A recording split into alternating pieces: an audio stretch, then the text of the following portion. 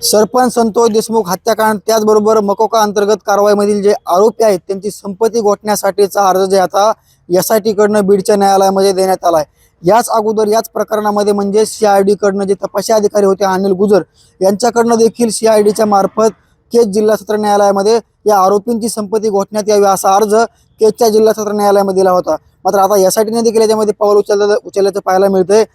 मयत सरपंच संतोष देशमुख यांचा हत्याकांड होऊन जवळपास आता 1 महिना होऊन 16 दिवस पूर्ण होतात। मात्र या हत्याकांडामध्ये नवीन नवीन घडामोडी जे आहेत ते घडताना पाहायला मिळतात।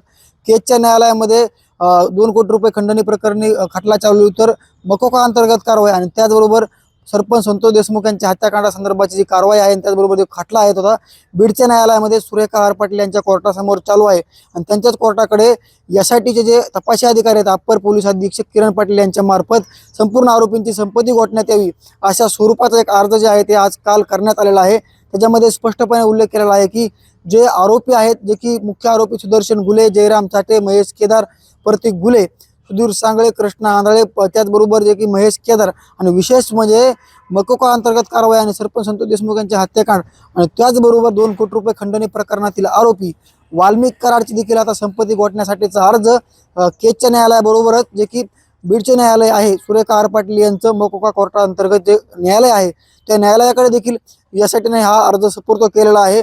नक्कीच येणाऱ्या काळामध्ये या संपूर्ण आरोपींची जर संपत्ती गोठली गेली नक्की आणखी काय पुढे समोर होते।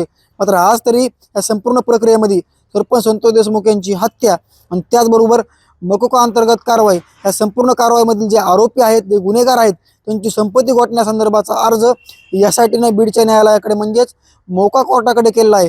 येणाऱ्या काळामध्ये नक्कीच संपत्ती गोठवली जाते का आणि वाल्मिक कराडची आडमाप वाटलेली संपत्ती आणि जे की कोट्यवधी रुपयांची संपत्ती आहे वाल्मिक कराडची ती संपत्ती देखील गोठवली जाते का हे देखील पाहणं महत्त्वाचं असणार आहे। मात्र काल तरी आज बघू शकतो की आपण संपूर्ण या प्रक्रियेवरती SIT कडनं बीडच्या न्यायालयामध्ये एक अर्ज सुपूर्द केला आहे आणि त्या अर्जामध्ये स्पष्टपणे उल्लेख केलेला आहे जे संपूर्ण आरोपी आहेत मोका अंतर्गत कारवाईमधील जे की मग आता त्यामध्ये सिद्धार्थ सोनवणे केला असेल त्याचबरोबर वाल्मिक कराड या संपूर्ण आरोपींची संपत्ती गोठण्यासंदर्भाचा अर्ज थेट न्यायालयामध्ये SITने केलेला आहे। नक्कीच येणाऱ्या काळामध्ये यांची संपत्ती गोठली जाते का हे देखील पाहणं महत्त्वाचं असणार आहे।